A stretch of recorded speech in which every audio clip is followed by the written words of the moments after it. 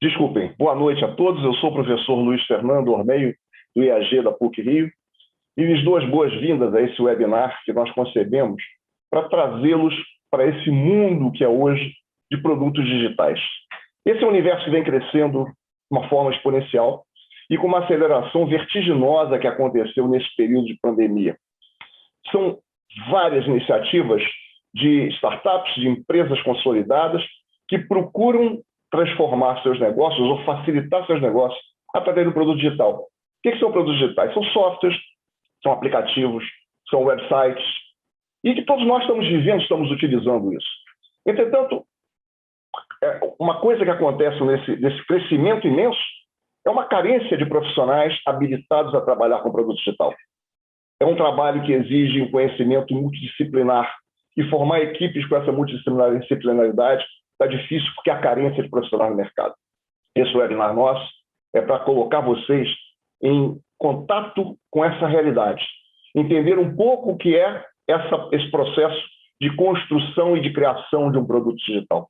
E para isso nós convidamos feras de mercado, são profissionais com uma experiência vasta em conduzir produtos digitais de sucesso e que vão conversar com vocês para trazer um pouco desse horizonte, trazer um pouco para mostrar para vocês essa oportunidade enorme que existe no campo profissional, de se capacitar e se habilitar para trabalhar nesse universo em constante crescimento.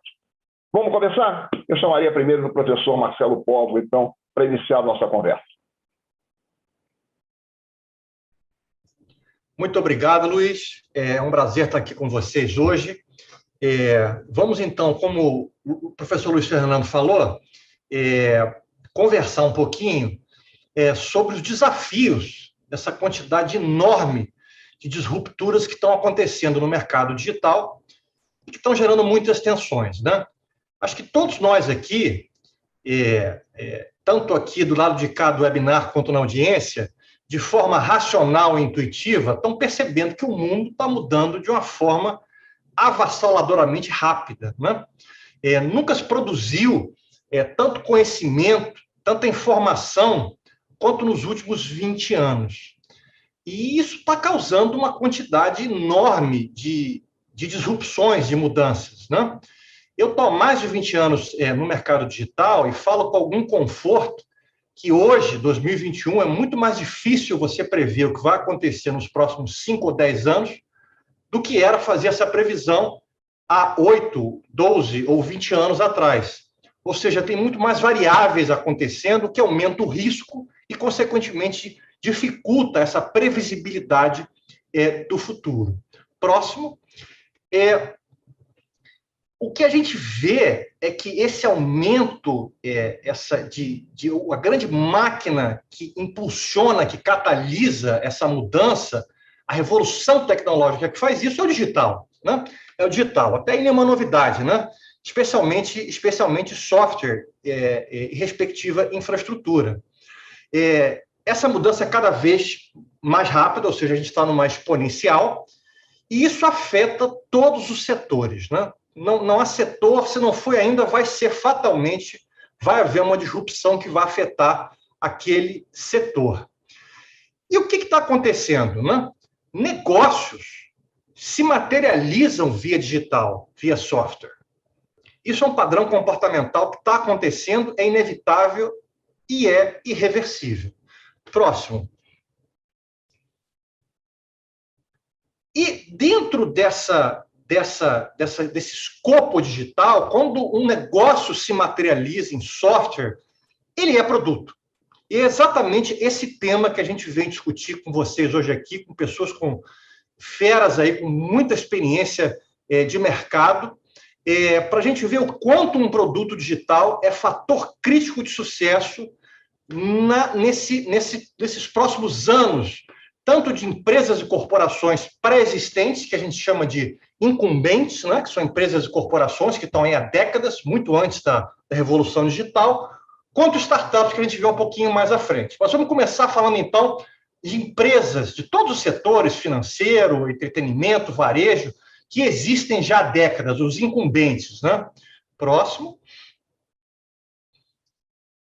a gente vê o sinalizador que mensura muito bem essa mudança são os investimentos no horizonte de inovação corporativa, né? O quanto a empresa aposta para mudar os seus próprios modelos e ficar competitiva, mesmo que ela tenha que romper com modelos que existem há décadas. O que aconteceu em entretenimento, está acontecendo com bancos, né? Certamente com varejo, né? E saúde e muitas outras áreas. E a gente vê nitidamente nesse gráfico, né? De 2016 até 2021, tanto no horizonte 1 de investimento de inovação, que a gente chama é o core da empresa, né? O horizonte 1, ou seja, o status quo atual de produtos e serviços existentes que tem que ser melhorado, quanto no horizonte 2, que é abrir novas linhas de negócio, né? Novas linhas de contato com o consumidor. Tanto no horizonte 1 ou 2, os investimentos vêm crescendo significativamente, uma barriguinha aí na 2019, 2020 por causa da pandemia, né? Mas está crescendo, né? As empresas saíram da sua zona de conforto e estão mudando e gastando muito dinheiro para fazer isso. Próximo. E o que a gente vê é que isso é multissetorial. Nenhum setor escapa disso, né? Tirando a primeira linha aí, que é imobiliário, né? A gente vê setores investidos por CVC, que quer dizer Corporate Venture Capital, o capital de risco corporativo. E a gente vê aí que o primeiro é financeiro, depois varejo, cadeia de suprimentos, logística, móvel, saúde, agências. Tudo está sendo, está sofrendo disrupções e tirando as empresas de décadas de sua zona de conforto. E isso, mais uma vez, se materializa fatalmente através de produtos digitais que vai demandar e já demanda um profissional altamente qualificado. Próximo. Bem, se usa muito, né, um jargão que ficou linguagem comum na indústria, é falar de transformação digital dessas empresas e corporações, desses incumbentes que existem já há muitos e muitos anos. Mas, na prática, a gente aqui que mete a mão na massa, próximo, vê que, na verdade, isso é um processo próximo de metamorfose, né? É muito mais do que uma simples transformação. Os modelos de negócio têm que mudar para se adaptar a essa nova realidade, para explorar um novo panorama de competitivo e tem que realmente se metamorfosear. E isso acontece muito através de produto. Os negócios viram software, na verdade, acontecem através de plataformas de software. Próximo. Bom, vimos o mundo dos incumbentes, empresas e corporações, e tem, naturalmente, o mundo das empresas completamente novas, que são as startups. Nesse mundo, que é talvez mais veloz, mais radical e ainda mais volátil, próximo, a gente vê um horizonte incrível de oportunidades, né? Quem já começou, vai começar, ou pensa em começar uma startup, certamente tem como modelo icônico um Mark Zuckerberg, né? Eu quero virar um unicórnio, ou seja, que é um startup que tem um valuation de $1 bilhão para cima, né?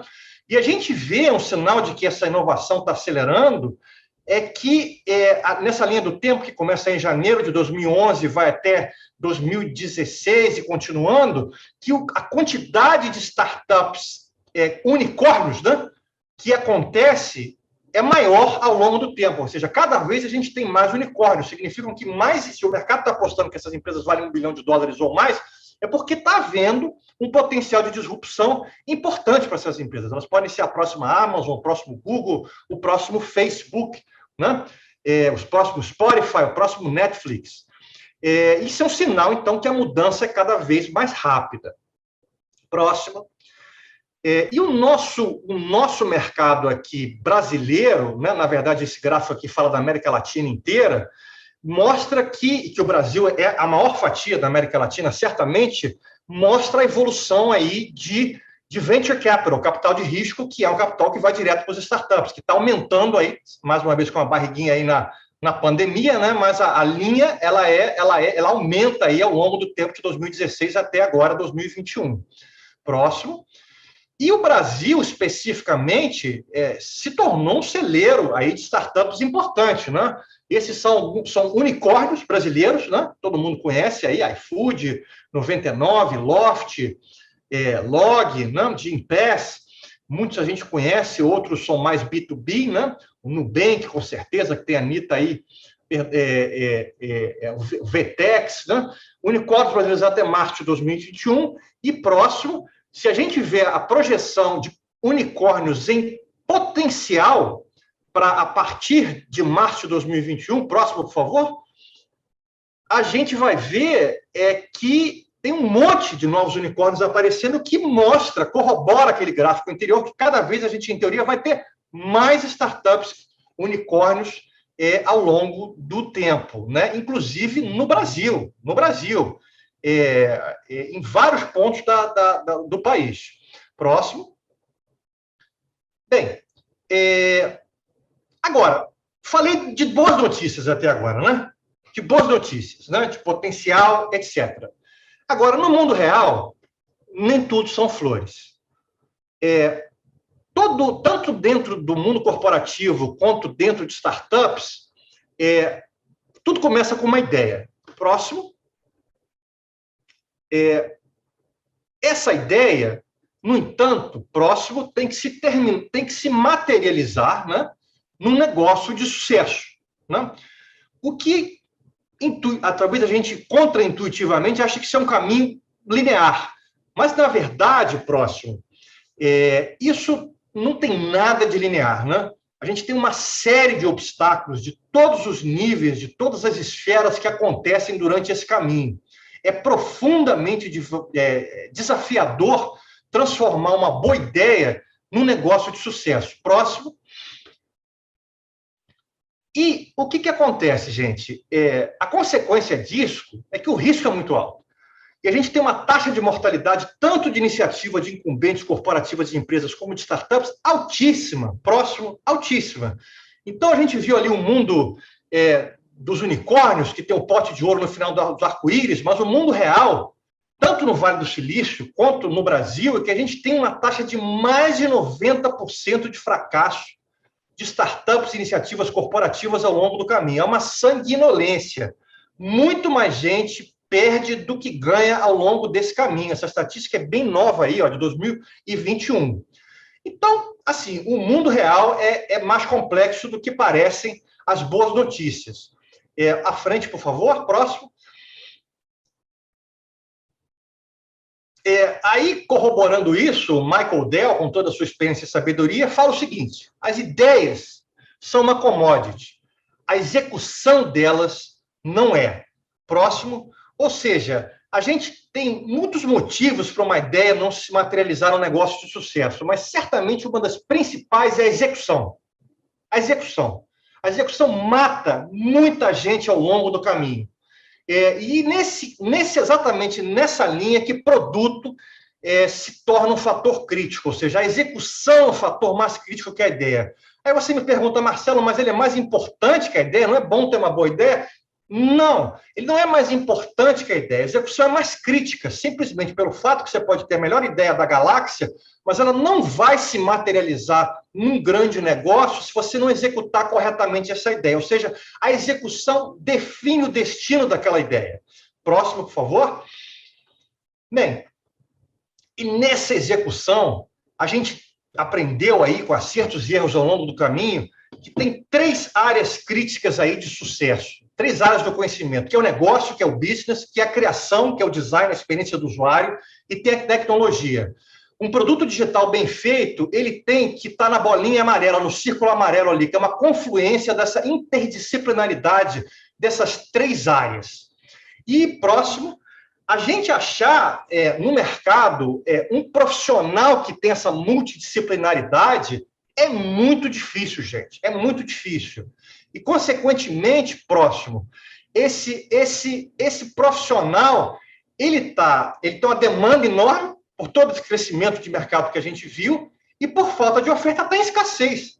Ele é altamente valorizado, ele vale peso de ouro. Próximo, é muito difícil, todos nós aqui vamos ser unânimes em recrutar uma pessoa assim. E não satisfeito com toda essa velocidade de mudança que eu acabei de descrever, veio a pandemia, né? Que acelerou, que catalisou ainda mais essa velocidade de mudança, já que as pessoas ficaram muito mais remotas, né? Ou seja, o jogo mudou. Mais do que nunca, a gente precisa de gente assim no mercado brasileiro e no mercado, qualquer mercado, na verdade, mundial. E para explicar um pouco melhor isso, vamos trazer para vocês um executivo de alta experiência no mercado, ex-CEO da Dentsu, fundador da agência Clique, professor Abel, que vai nos explicar isso agora com mais profundidade. Boa noite a todos, obrigado, professor Marcelo. Sim, eu acho que a gente agora pode dar um passo no slide e começar reforçando a ideia que o professor Marcelo trouxe agora para nós de que a pandemia é definitivamente um momento de transformação da vida das pessoas, da vida dos negócios, e certamente trouxe um protagonismo para as tecnologias digitais que a gente já reconhecia como muito importante, mas agora crucial para a sobrevivência, né? Não há dúvida nenhuma sobre isso. Evidentemente, a dimensão trágica, tremendamente trágica, da pandemia, mas momentos como esse são momentos de transformação. A história mostra isso e há vários exemplos.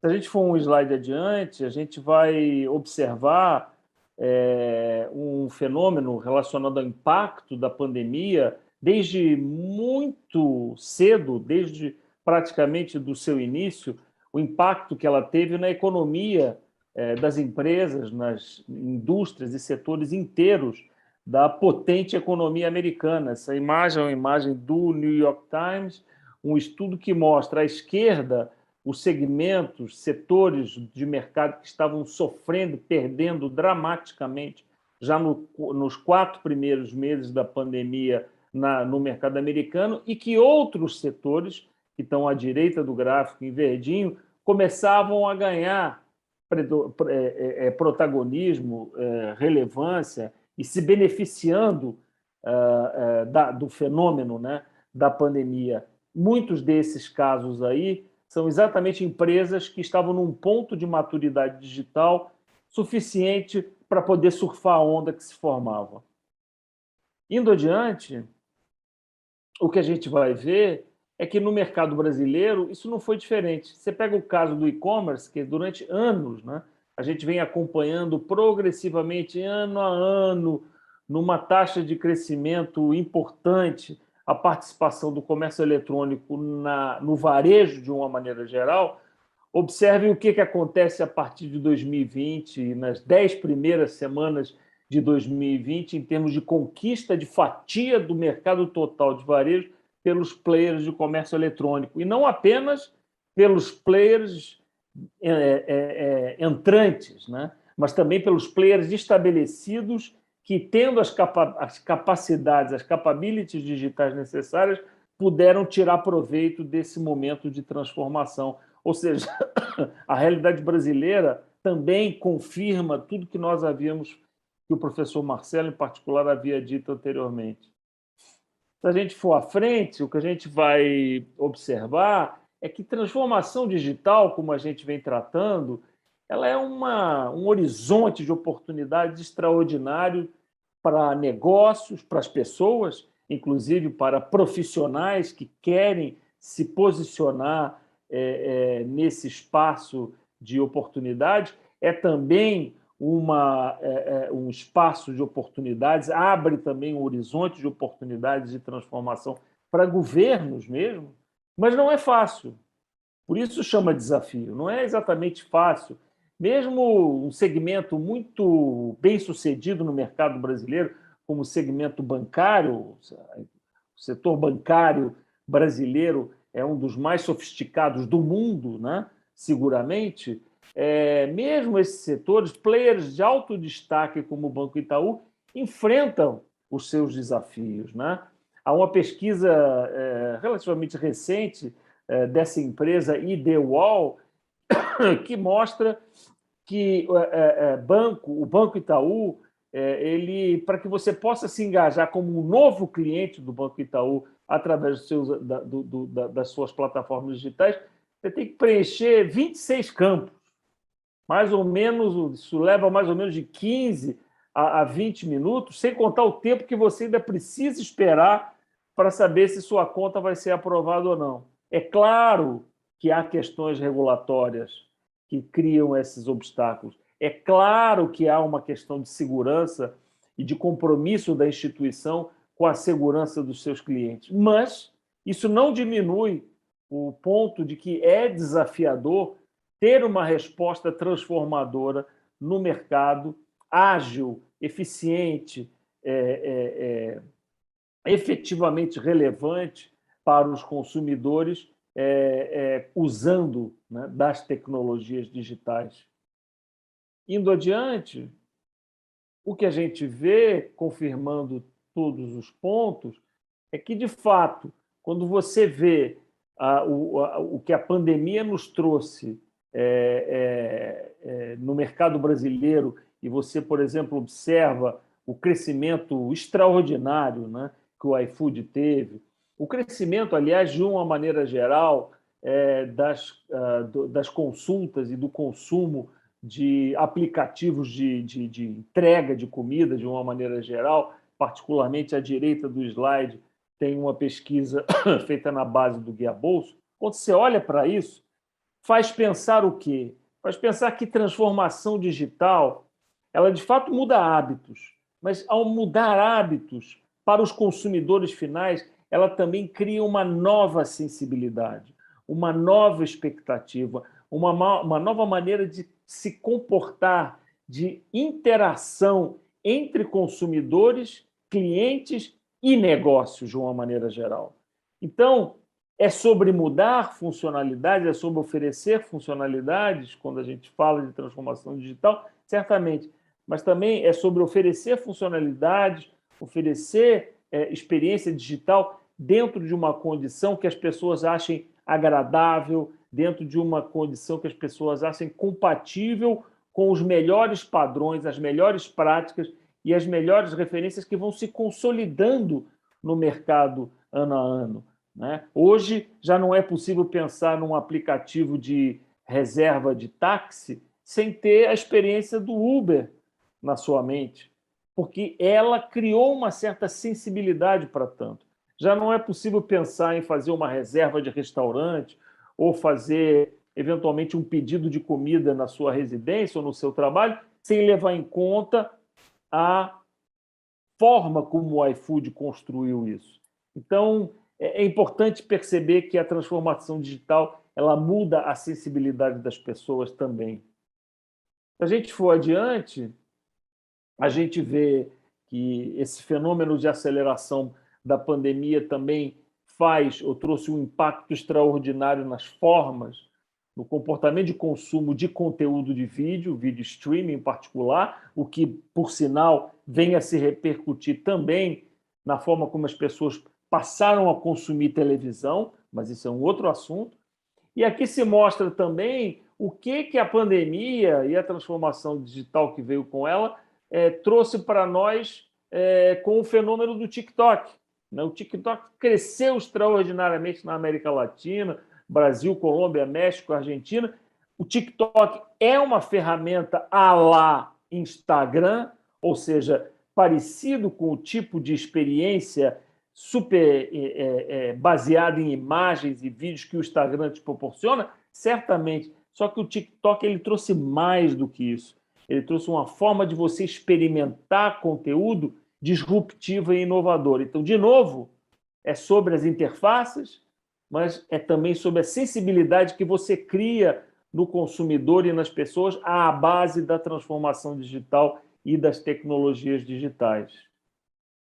Se a gente for para frente, em resumo aqui, essa imagem quer dizer o quê? Tudo que nós falamos tem a ver com negócios. Ninguém duvida que os negócios, o segmento de saúde vai se transformar drasticamente nos próximos anos, o segmento imobiliário, a manufatura, o varejo, os serviços financeiros, tudo isso está se transformando de maneira drástica por todas as razões que a gente falou anteriormente. Mas tem mais. A vida, a nossa vida, a maneira como a gente vive também vai mudar. A maneira como a gente se relaciona com as pessoas, a maneira como a gente se educa, a maneira que a gente se informa, a maneira que a gente se diverte, tudo está mudando e tudo aponta para uma sociedade.com, por assim chamar.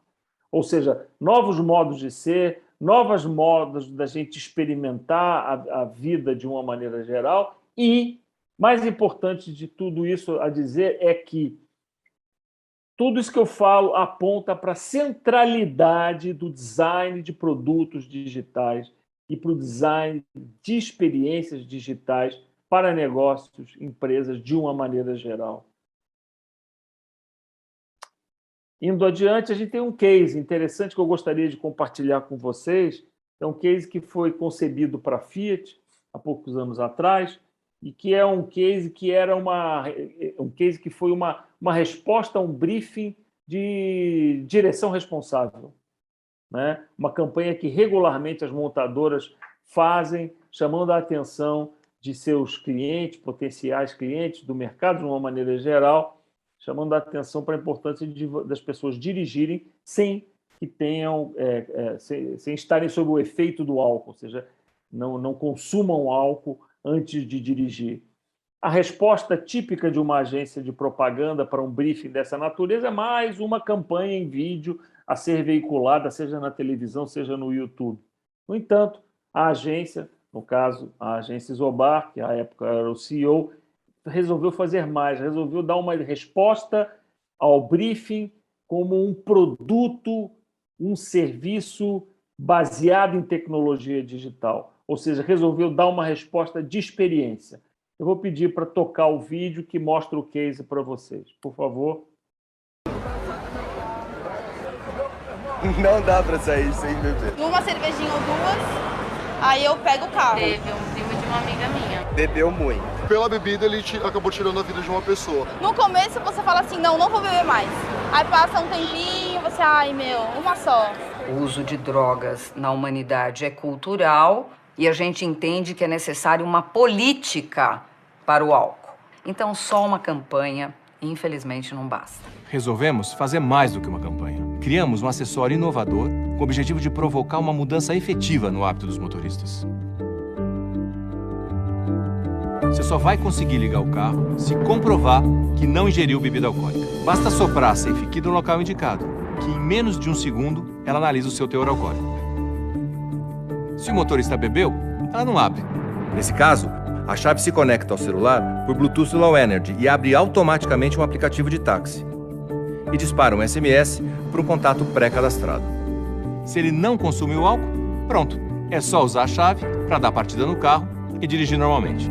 Como o sopro deixa sempre um resíduo na chave, a solução foi fazer um sensor de álcool que se esterilizasse automaticamente para não comprometer a próxima vez que alguém soprar. E para garantir a duração da bateria por mais de um ano, o próprio sopro do usuário é o que liga a Fiat Safe Key. A gente sabe que só esse produto não vai resolver todo o problema. Mas fazer você pensar duas vezes no momento da verdade tem o potencial para salvar muitas vidas. Ah, eu acho que sim. Eu não sopraria a chave do meu amigo. Eu acho que eu sopraria. Eu sopraria.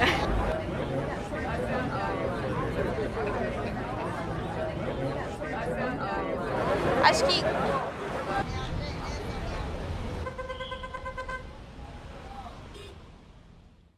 A pergunta final é uma pergunta muito sensível, né?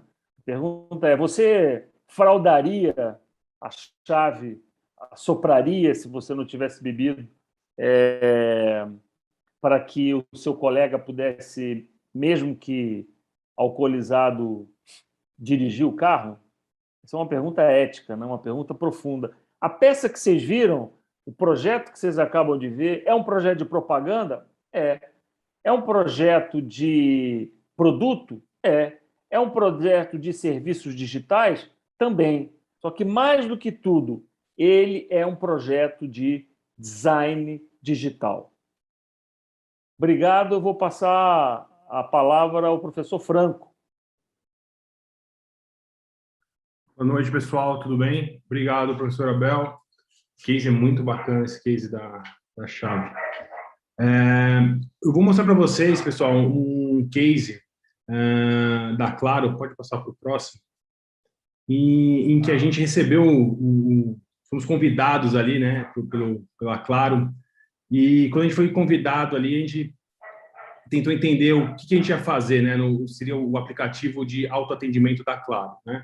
Então, até tinha um slide, esse aqui a gente colocou, criar a melhor experiência de autoatendimento de telecom para o consumidor brasileiro. Mas, na verdade, a gente foi até mais ambicioso, né? Quando a gente foi convidado, a gente chegou com um slide ali no kickoff do projeto, em que a gente faria o melhor app MyTelco do mundo. Porque esse MyTelco, né? Tem o Meu Vivo, Minha Claro, Minha TIM, etc., né? E a gente focou nessa palavra, autoatendimento, né? Então, quando a gente começou esse projeto, no kickoff, a gente colocou exatamente essa frase, o melhor app MyTelco do mundo. Depois, no final aqui do case, vocês vão ver que é bacana, porque isso drivou muito das nossas decisões. Primeiro, esse ponto de autoatendimento, né? Então, o foco, né? O aplicativo, no caso, tinha que fazer uma coisa muito bem feita, que era a questão do autoatendimento. Qualquer outra questão que envolvesse marketing ou outras áreas que não fosse o autoatendimento, óbvio que estariam acomodadas ali no framework do aplicativo, mas não era o ponto central, né? Então, acho que esse foco na questão do autoatendimento foi fundamental. Um dos pontos que tem, não sei se todos conhecem, né?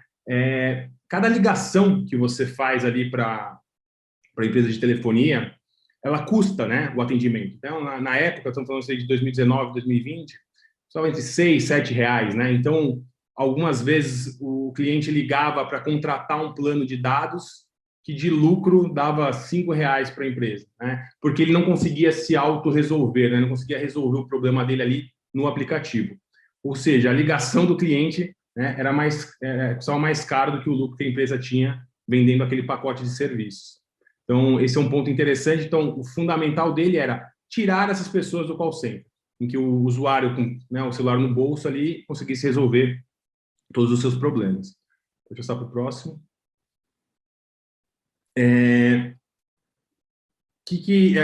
Qual que era o foco ali, né? A questão de simplicidade.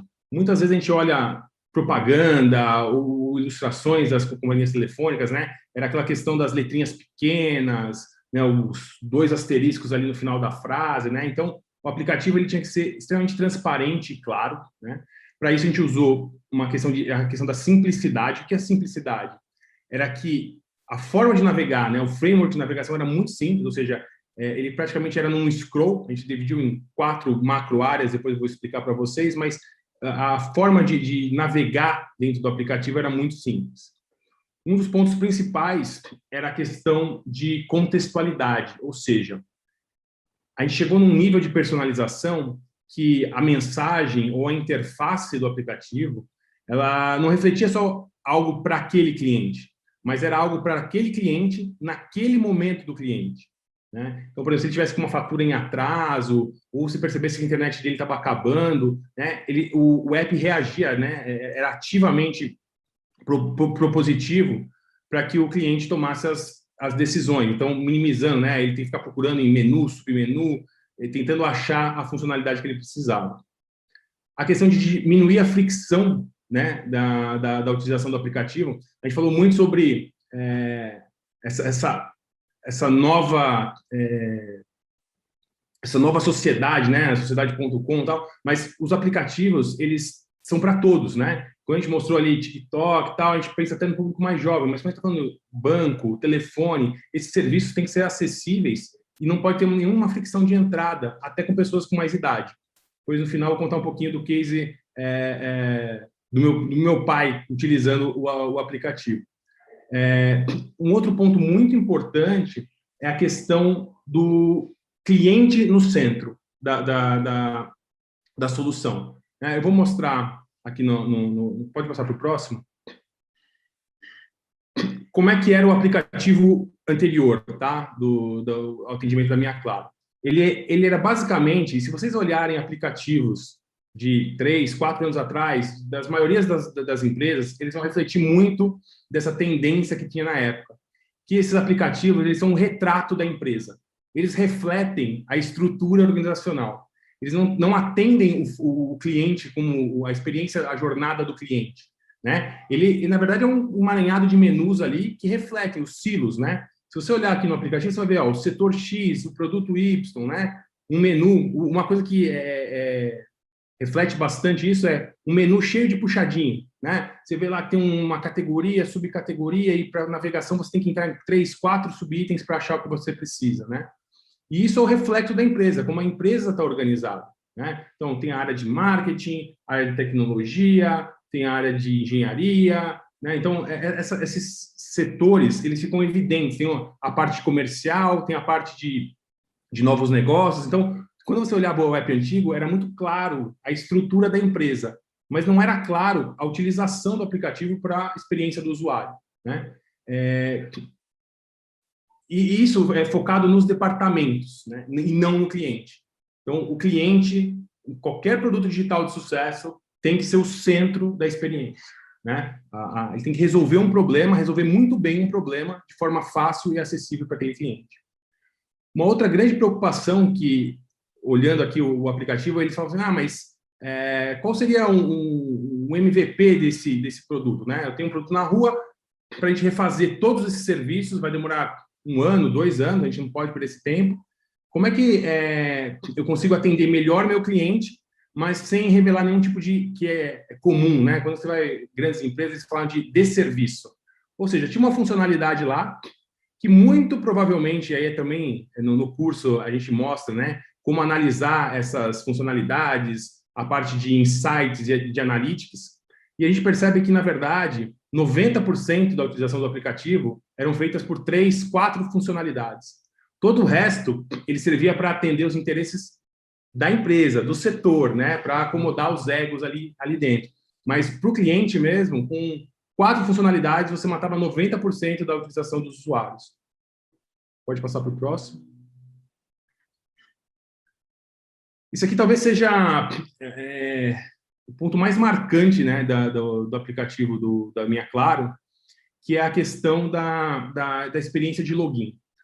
Quando a gente começou o projeto, a gente fez algumas análises, algumas descobertas técnicas ali no começo do projeto, e através de dados a gente percebeu que 1/3 das pessoas que baixavam o aplicativo conseguiam entrar, conseguiam fazer o login no aplicativo.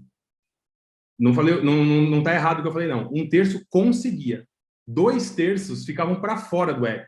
Ou porque não lembrava a senha, não lembrava o login, tentava recuperar a senha, não conseguia, e etc. Então, 1/3 das pessoas que baixavam o aplicativo, ou seja, tinham interesse, né? Eles baixaram o aplicativo, queriam utilizar o aplicativo, e 2/3 dessas pessoas não conseguiam acesso.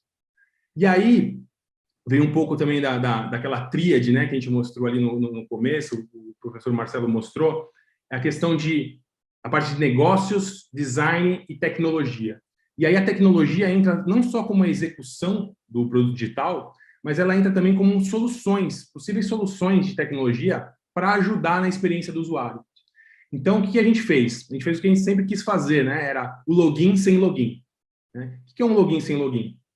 A gente fez um trabalho, né, junto com a área de engenharia da Claro, e a gente era capaz de identificar que aquele aparelho, né, era aquele número de telefone, e de forma única, né? Então, a gente fez a gente chama uma autenticação através da posse, né? Então, eu sabia que aquele chip estava naquele celular, automaticamente o dono daquele chip tinha acesso às informações daquela linha.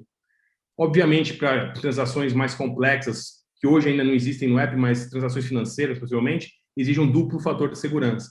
Mas esse login sem login, bastava a pessoa abrir o aplicativo se comunicava com a rede retornava um token de autenticação e automaticamente a pessoa entrava logada no aplicativo, né? Então, a gente teve a partir desse momento que o aplicativo foi testado, quase 90% das pessoas entravam automaticamente no aplicativo, tá? Outros 5% provavelmente pediam para desligar o Wi-Fi, se não tivesse um Wi-Fi, e aí também conseguiam entrar, né? Então, de 2/3 das pessoas que não entravam, né, caiu para 5% das pessoas que não conseguiam algum tipo de acesso, tinha algum tipo de problema na conta que inviabilizava o login. Mas esse login sem login talvez seja um dos grandes marcos aí do aplicativo. E é um insight que veio na fase de concepção do produto, a área de tecnologia veio atuar junto com o time de design para propiciar esse tipo de experiência. Pode passar para o próximo.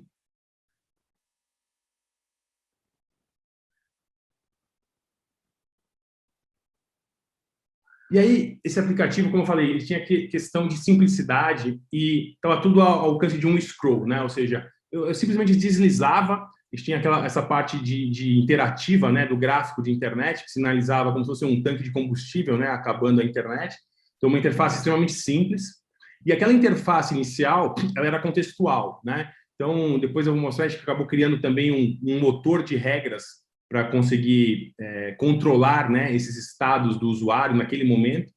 E essa mensagem inicial ali era extremamente contextual. Então, as 4 grandes áreas que atendiam ao cliente, né? Então, era uma aba de meu plano, então, que eu tinha todas as informações do meu plano, meu saldo, quanto eu tinha de internet, etc. Tinha uma área de pagamento, então, eu conseguia ver todas as minhas faturas, se estava fatura em atraso, conseguia copiar o código de barras e já pagar. Tinha um ponto de fidelidade, né? Então, a parte de loyalty ali, então, toda a parte de pontuação. E aí, um menu de perfil, então, com dados cadastrais, etc. Então, essas 4 grandes áreas conseguiam compreender toda a solução que era interessante para o cliente.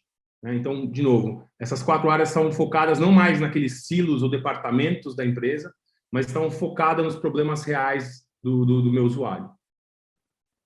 Pode passar para a próxima.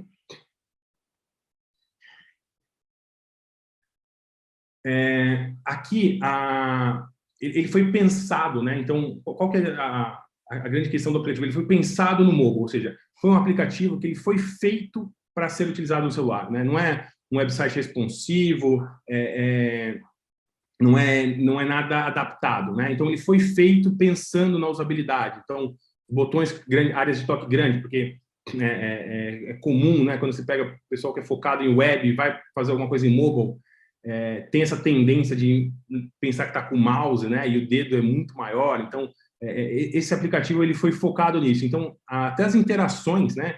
Parte de visualização, parte de gerenciamento de distribuição de internet dependentes, então, com animações que davam clareza, né? Eram autoexplicativas, o quanto ele está cedendo para o dependente dele, quanto ele está tirando dele, né? Então, essa parte de foco no mobile e de como visualizar essas informações também é um ponto bastante interessante. Pode passar para o próximo. Esse aqui é um pouco do One More Thing, né? Então, na época que a gente estava trabalhando ali junto com o time da Claro, não estava decidido ainda, né? Estou falando de 2019, ali até um pouco antes, como seria, né? O que seria o carro-chefe, né? Hoje é bem claro para a gente, né? Hoje tem a Claro Móvel, a Claro Fixa, né? Tem a NET, né? Claro, a parte de Claro TV, mas na época eles não tinham decidido ainda qual que seria a marca, né? Se teria unificação das marcas, etc. E esse One More Thing foi para a gente testar o framework do aplicativo, se ele comportaria múltiplas empresas, né, com o cliente sempre no centro, né? Porque o cliente, na verdade, não quer saber se é TV, se é o celular, tal. Ele é o cliente e ele tem o relacionamento dele com a Claro, né? Aqui, no caso, a gente fez alguns testes, né? Esse One More Thing foi uma visão de futuro de quão flexível e escalável era esse framework que a gente tinha desenvolvido para eles. Então, até hoje, né, a gente já sabe que é o Claro Móvel e tem a parte de Claro Fixa. E esse framework acomoda, né? Ele acomoda múltiplas empresas do setor, tendo sempre o cliente como foco central ali. Pode passar para o próximo. Esse foi essa questão dos dados contextuais, de atender aquele cliente naquele momento de forma única. A gente precisou desenvolver um motor de regras, né? A gente chama de Admin Tool, é uma ferramenta que a gente cadastrava essas regras, em que ele combinava dados sistêmicos com CMS, ou seja, um conteúdo personalizado dado algumas regras que a gente fosse cadastrar. Então, tinha aquelas 4 grandes áreas, né? Aqui tem o Admin Tool. Então, é uma ferramenta para que o time de marketing, por exemplo, não precisava... Qualquer alteração que eles faziam antes, no app antigo, vai alterar um banner, eu vou colocar algum outro tipo de informação, exigia necessariamente o time de desenvolvimento estar envolvido. O que a gente fez foi se desacoplou essa parte de conteúdo do aplicativo, passou para esse middleware, né, nesse admin tool, com esse motor de regras, em que qualquer pessoa do time de marketing, time de vendas, etc., poderia, né, ter acesso e cadastrar facilmente uma regra baseada em dados sistêmicos. Então, o app reage àqueles dados sistêmicos, tendo uma cara diferente para cada situação do cliente naquele momento que ele abriu o aplicativo. Pode passar para o próximo. Aqui são alguns dados, né? Qual foi um ponto interessante que a gente também vê no curso? São as estratégias de lançamento de um aplicativo. Principalmente quando a gente tem um aplicativo que já está na rua, né? Já está girando, já tem movimento, tem aquela palavra de serviço, né? Do cliente, porque o cliente, bem ou mal, o aplicativo está atendendo, né? E o medo, né, de assumir esse risco de entrar com um produto novo, disruptivo, é bem forte, principalmente nas grandes corporações. Então, a estratégia que a gente utilizou foi construir um MVP baseado naqueles dados que eu citei para vocês. A gente elencou uma série de funcionalidades junto com o time da Claro, que compreendesse o maior percentual possível ali com aquelas funcionalidades. E a gente fez uma coisa chamada soft launch. O que a gente fez, na verdade? A gente lançou em paralelo, ou seja, o Minha Claro continuava no ar e o novo Minha Claro a gente lançou na loja e não sem nenhum tipo de divulgação. Então, era um app muito mais enxuto, com menos itens, não vou falar menos funcionalidades, é menos itens, mas que atendia tão bem o usuário final que no primeiro mês, sem nenhum tipo de divulgação, a gente não avisou ninguém, né? Não avisou a imprensa, não tinha publicidade nenhuma, teve mais de 50 mil downloads. E isso começou a crescer muito rápido, porque ele atendia muito bem, né? E o que acontece? Não durou 2, 3 meses essa fase de teste, mas aí o número começou a disparar, porque a adesão a esse novo aplicativo era muito grande, porque era muito melhor. Embora o medo do desserviço, né, fosse grande, ele atendia muito melhor as necessidades dos usuários. E isso começou a se refletir nos downloads da loja. E aí, no final, eles acabaram unificando, né? Então, eles tombaram de volta ali. Então, o Minha Claro atual, né, é o aplicativo que a gente desenvolveu e ele passou a ser o app principal de autoatendimento ali da empresa. Então, hoje tem esse dado que talvez seja um pouco desatualizado, 13 milhões. Na verdade, entre iOS e Android, hoje a gente deve ter mais de 20 milhões de usuários. A nota subiu, foi assim, tem uma série de fatores muito interessantes em que a gente estava no caminho certo, né? Muitas vezes o MVP ali, ele atende às necessidades do cliente, lembrando, o cliente sempre no foco. E aí vem a cerejinha do bolo, né? A gente, no começo do projeto, colocou aquele slide, né? E falou, pessoal, vamos fazer o melhor app MyTelco do mundo. E em 2020, né, fomos agraciados com um prêmio de inovação pelo design da Fast & Company e era o melhor aplicativo da América Latina. Então, e um dos pontos principais que a gente, né, levou muito em conta no começo da construção foi uma qualidade percebida para eles darem esse prêmio, né? E é bem bacana, que é Frictionless Mobile Experience. Então, é uma experiência mobile sem fricção. Talvez a maior qualidade que a gente apostou as fichas ali foi percebida, inclusive, para ter esse prêmio. Não só pelo prêmio, mas até eu costumo brincar, mas faz um tempinho atrás, meu pai não sabia que a minha empresa tinha feito o app da Minha Claro, e ele falou, mas como que eu faço? E eu não falei nada, eu falei, não, baixa o aplicativo. Ele baixou, quando ele clicou, ele já entrou logado. Ele falou, mas já entrou já, tal. E aí eu me senti muito feliz, né? Porque meu pai tem quase 80 anos, ele entrou de forma natural para ele, né? Ele percebeu, ele entendeu, conseguiu ver os dados dele. Então, talvez a maior prova, mais do que até o prêmio, o fato do meu pai ter entrado de forma sem nenhum tipo de fricção, foi um sucesso ali para mim. Pessoal, acho que esse é o case da Claro. Passar a palavra para o professor Márcio. Ia falar um pouquinho do case da Apple. É isso? Não, da Apple não. Opa, do metrô. Foi mal, Márcio. Obrigado, professor Franco. Bom, eu acho que até agora, com tudo que a gente mostrou, espero que a gente tenha conseguido convencer vocês de que uma carreira em produtos digitais é uma carreira que está em demanda, uma carreira necessária para atender às mudanças que a gente está vivendo. E eu acho que é uma carreira também que traz muitas possibilidades, né, de criar produtos que têm um impacto enorme na vida de milhares e milhões de pessoas, né? Basta a gente pensar em coisas como Uber, como Google Maps, como WhatsApp, e a gente vê como o nosso trabalho como profissional da área de produtos digitais pode influenciar a sociedade como um todo, né? Como o professor Abel falou, a gente vive numa sociedade.com, e como esse nosso trabalho pode influenciar e mudar a vida das pessoas. Eu trouxe um case aqui, eu vou tentar não me alongar muito para a gente não passar muito do nosso horário, mas eu queria compartilhar com vocês um trabalho que a gente fez recentemente para o MTA, que é a Autoridade de Transporte Metropolitano da cidade de Nova York. Foi um trabalho que a gente fez pro bono, assim, no interesse de contribuir com a sociedade e com a cidade de Nova York.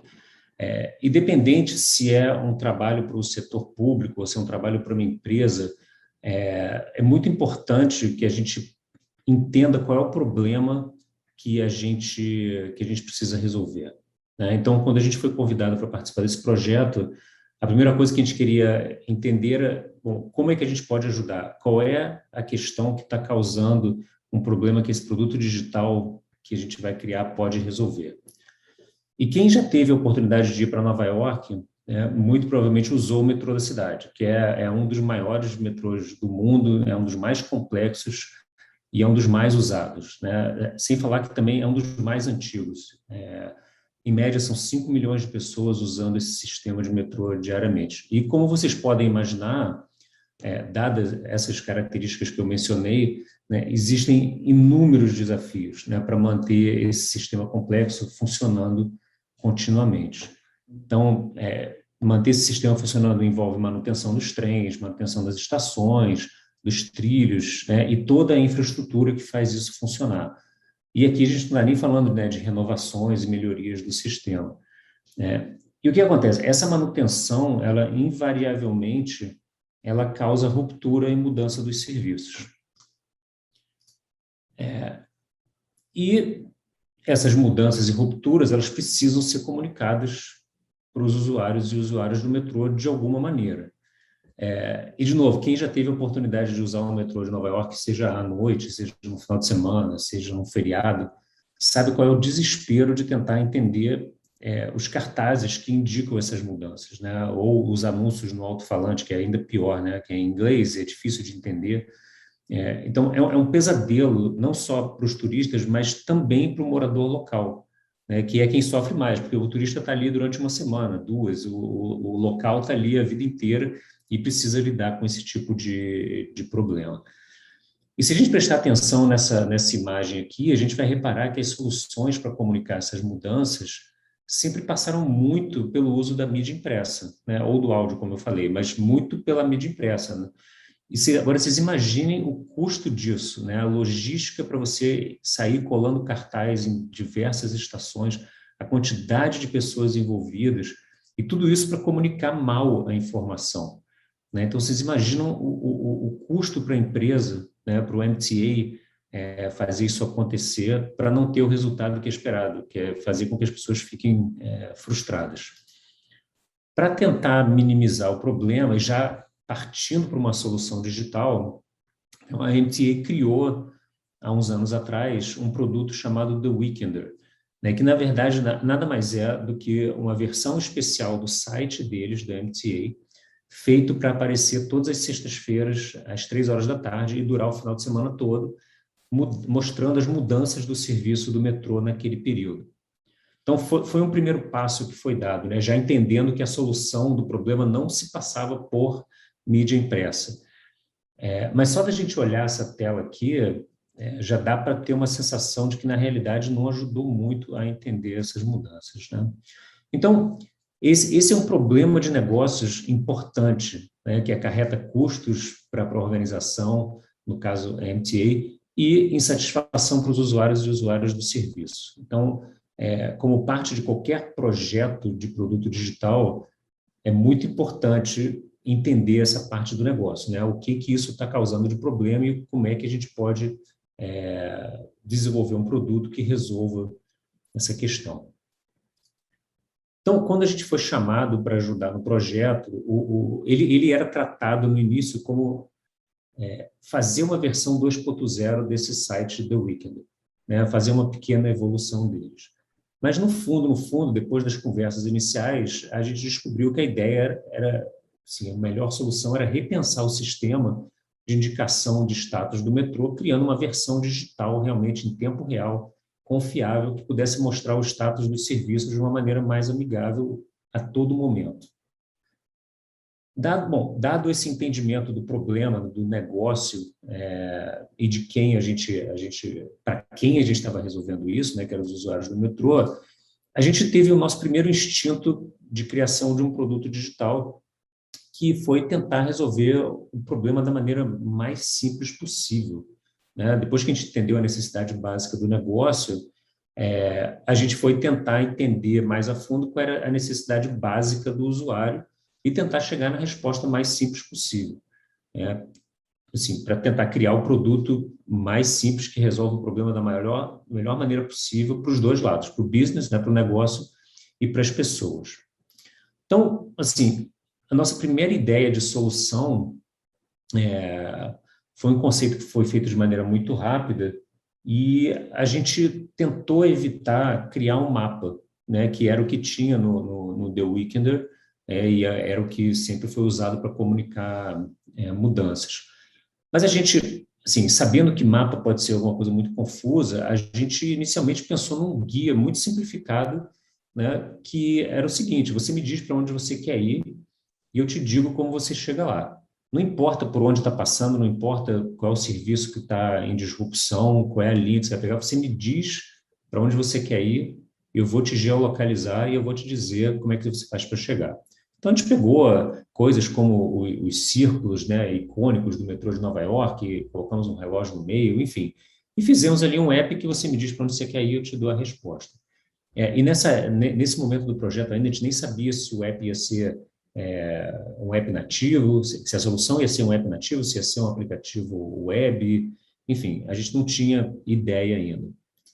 E aí, o que aconteceu? A gente mostrou essa ideia para a MTA e, de cara, ficou muito óbvio para a gente que essa solução não servia. E aí a gente começa a entrar, né, naquela etapa do projeto onde a gente precisa entender realmente a fundo quem vai estar usando. Então, a MTA, conhecendo muito bem o sistema de metrô e os usuários do sistema de metrô, disse para a gente com muita clareza que o que a gente tinha que fazer era um mapa, né? Que as pessoas gostam de mapa e que os locais de Nova York, que são a imensa maioria de quem usa o sistema, eles não querem que a gente diga para eles como fazer as coisas. Eles querem uma ferramenta que eles vão olhar o status do sistema e eles mesmos vão tomar a decisão de qual caminho seguir. Então, fizemos uma tentativa, descobrimos um pouco mais sobre os usuários do metrô e agora a gente, então, ia partir para uma solução que atendia às necessidades tanto da MTA quanto dos usuários. Então, bom, dado que a gente tinha que fazer um mapa, a gente foi, então, buscar referências do passado para entender como tinha sido a evolução dos mapas do metrô para tentar criar o melhor mapa possível. Então, só para dar um pouco de contexto para vocês, o metrô, desde que foi criado no início dos anos 1900, 1904, teve diversos mapas que foram desenhados, né? Ele foi construído originalmente por 3 empresas separadas, cada uma tinha o seu mapa, e não existia um mapa oficial até os anos 40. Depois tiveram várias revisões que foram feitas até chegar em 2 mapas que viraram mapas icônicos, né? Que foram, então, os mapas que serviram de referência para a gente. O primeiro deles, feito por uma agência chamada Unimark, que virou um mapa reconhecido mundialmente pela qualidade do seu design. E só para mostrar para vocês, o trabalho que eles fizeram não foi só um trabalho de mapa, foi um trabalho de simplificação geral de todo o sistema de sinalização do metrô. Então, do lado esquerdo, vocês veem como é que o sistema era antes e como é que ficou depois que a Unimark fez o projeto. E eles chegaram num mapa, né, que era um mapa muito bonito, muito simples, que, na verdade, fazia parte de um sistema de comunicação mais amplo, né? Ele era um mapa, mas junto dele deveriam vir duas outras informações que nunca foram feitas. E esse mapa, então, apesar de ter sido muito bonito, ele gerou uma frustração muito grande da parte dos usuários, porque ele não tinha referências geográficas. Então, você olhando o mapa, você não sabia exatamente onde você ia saltar se você pegasse a linha laranja e saltasse numa estação determinada. Então, o mapa ficou icônico, muito bonito, simples, né? Cada linha de metrô tinha sua linha individual colorida, só tinha linhas retas, só tinha linhas horizontais, verticais e na diagonal, mas os usuários não estavam satisfeitos com ele, porque ele não tinha referência geográfica.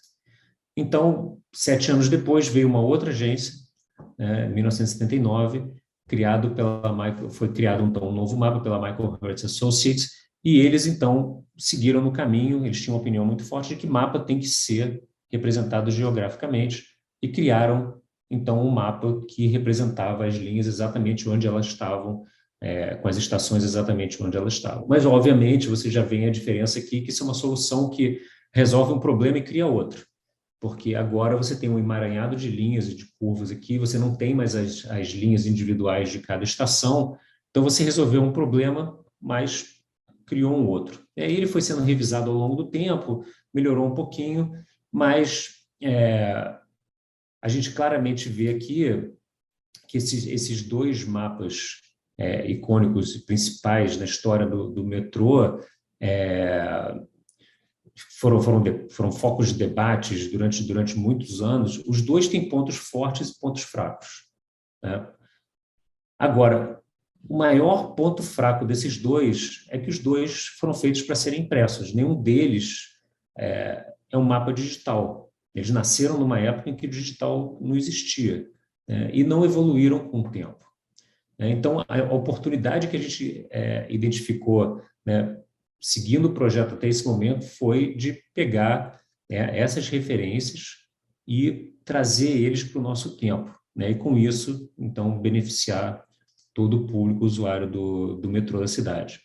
Então, a gente esqueceu aquele modelo inicial muito simples, partimos para fazer o mapa do metrô e falamos, então, bom, a gente precisa criar um melhor mapa já feito, porque agora a gente tem a tecnologia do nosso lado e a gente vai se basear nos aprendizados do passado, né, vendo o que tem de positivo e negativo em cada um deles. E a gente partiu, então, muito rapidamente, assim, de dois princípios muito essenciais para qualquer solução digital que tenha um mapa como base, né? A primeira coisa é que a tecnologia acostumou a gente a ter sempre uma precisão geográfica e ter uma referência no mapa, que é essa famosa bola azul que está em qualquer produto de mapa que exista. Então, se você abrir o Google Maps, se você abrir o Waze, se você abrir qualquer coisa, né, o Uber, você vai ver lá a bolinha azul que mostra aonde você está, né? Então, a gente abriu o mapa, a gente espera, né, ver a localização atual. Qualquer solução de mapa que não tiver isso vai ser frustrante. Então, esse foi o nosso primeiro princípio. O segundo princípio é que se a gente quer representar ruptura de serviço, mudança de serviço, a gente precisa ter um diagrama onde cada linha de metrô tem a sua própria linha gráfica representada, senão a gente não consegue identificar essas coisas, né?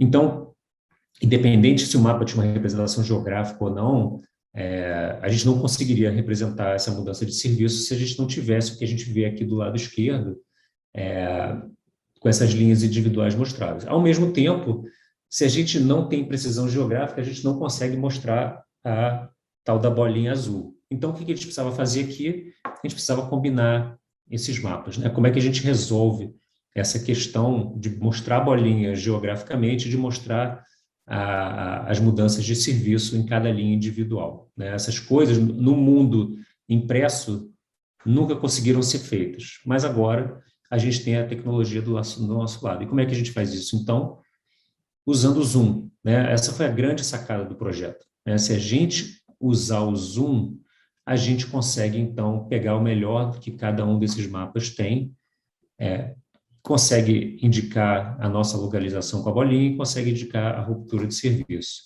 Então, basicamente, o que acontece é que, se a gente está longe o suficiente, a gente consegue usar o mapa geográfico e botar a referência da geolocalização, e se a gente está perto o suficiente, a gente consegue abrir essas linhas e linhas individuais e mostrar o que aconteceu com o metrô. Então, essa é a grande solução que, falado agora, parece fácil, mas levaram meses, né, de tentativa e erro até a gente conseguir chegar nessa solução. E aí eu só vou mostrar rapidamente para vocês aqui alguns exemplos do mapa, né, como é que ele ficou, né, usando o melhor de cada um dos designs, né, os aprendizados do passado e o que a tecnologia tem para oferecer para a gente. A gente fez, então, essa implementação do zoom, que à medida que você vai se aproximando, as linhas vão se separando, quando você se afasta, as linhas se juntam. Então, aqui só mostrando para vocês como funciona.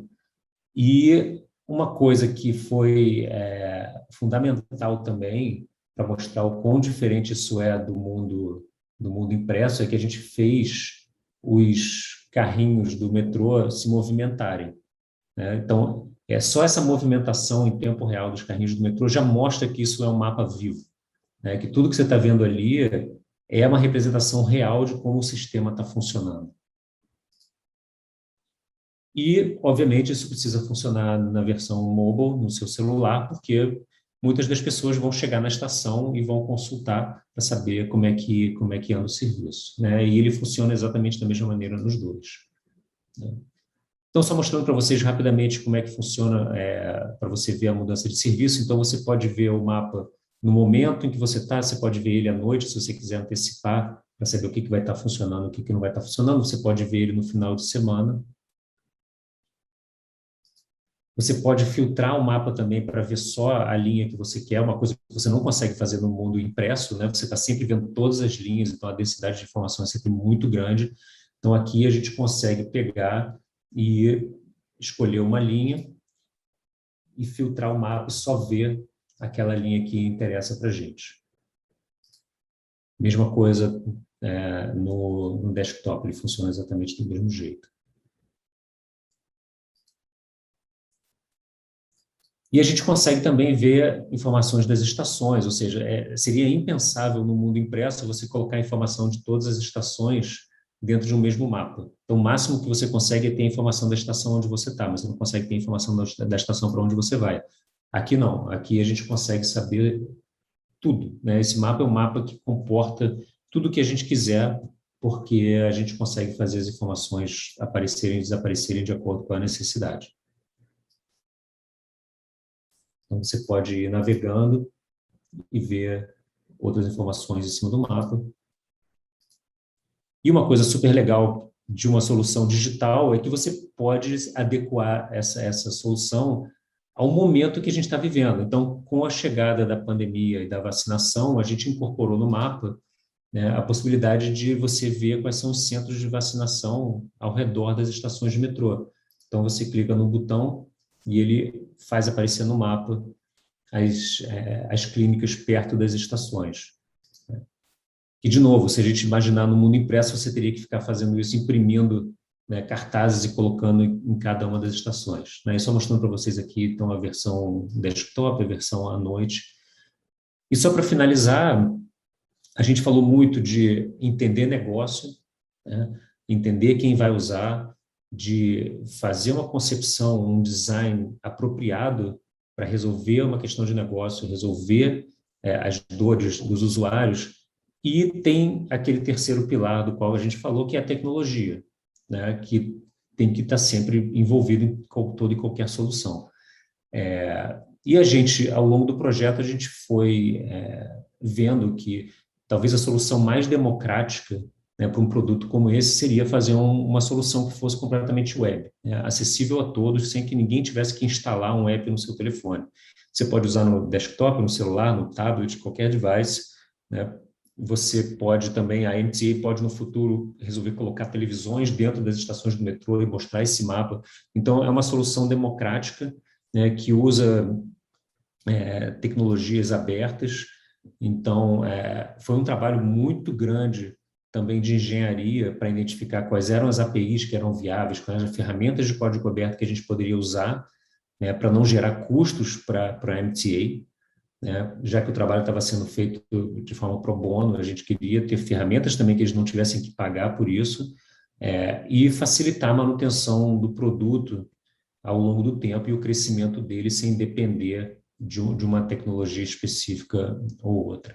Então, é mais para mostrar para vocês que o alcance da carreira em produtos digital, ela vai das startups, das grandes corporações, aos serviços públicos, é uma carreira que dá inúmeras possibilidades e que atinge a vida de milhões de pessoas.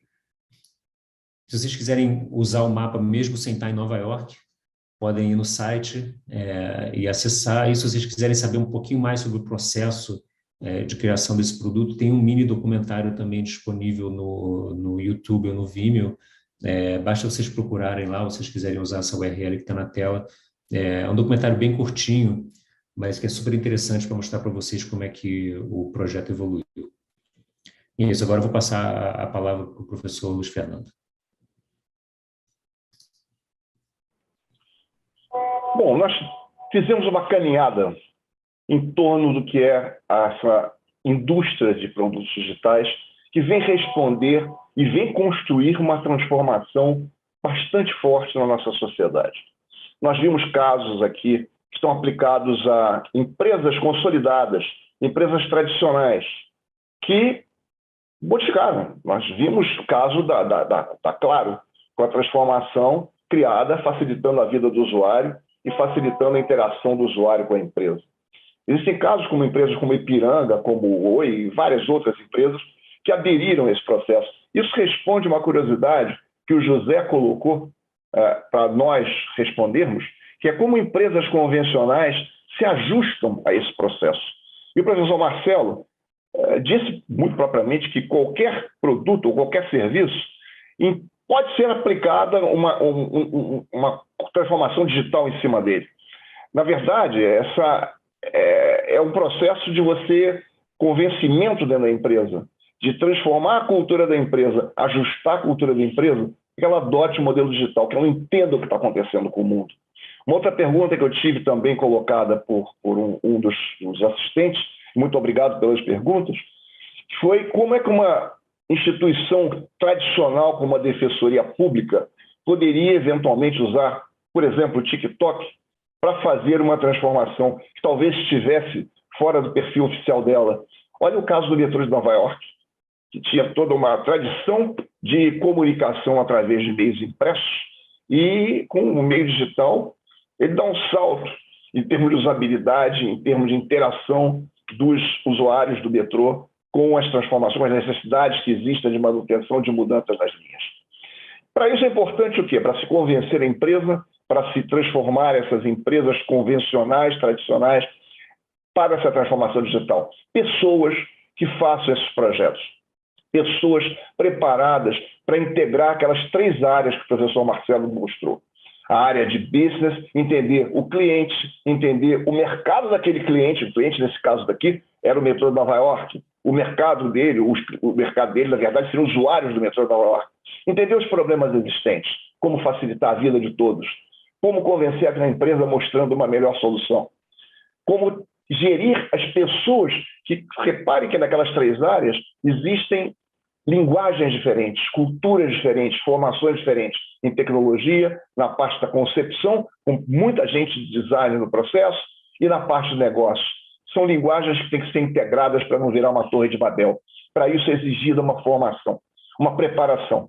E o IAG organizou um curso, construiu um curso, nós estamos agora na 3ª edição, que eu acho que pode ser oportunidade para vocês entrarem nesse mercado digital. O mercado está aí, chamando pessoas, precisando enormemente de gente capacitada para fazer trabalhos como esses. E essa é uma oportunidade para vocês entrarem, mudarem a vida de vocês profissionalmente, mudarem no aspecto de realização pessoal, como o professor Márcio falou, de poder se ajudar a sociedade, ajudar uma empresa, ajudar um grupo maior de pessoas. E uma mudança de carreira que pode trazer mais sucesso, mais realizações em termos até financeiros para vocês. Então, esse curso foi montado, esse curso está sendo colocado na 3ª edição já com bastante experiência. Nós já tivemos casos de alunos que mudaram de empresas, foram chamados para empresas com saltos qualitativos por terem feito o curso, e agora é a oportunidade para vocês. Eu agradeço a presença de todos, agradeço a participação dos nossos panelistas e estamos à disposição aqui no IAG para tudo que vocês precisarem. Uma boa noite para todos.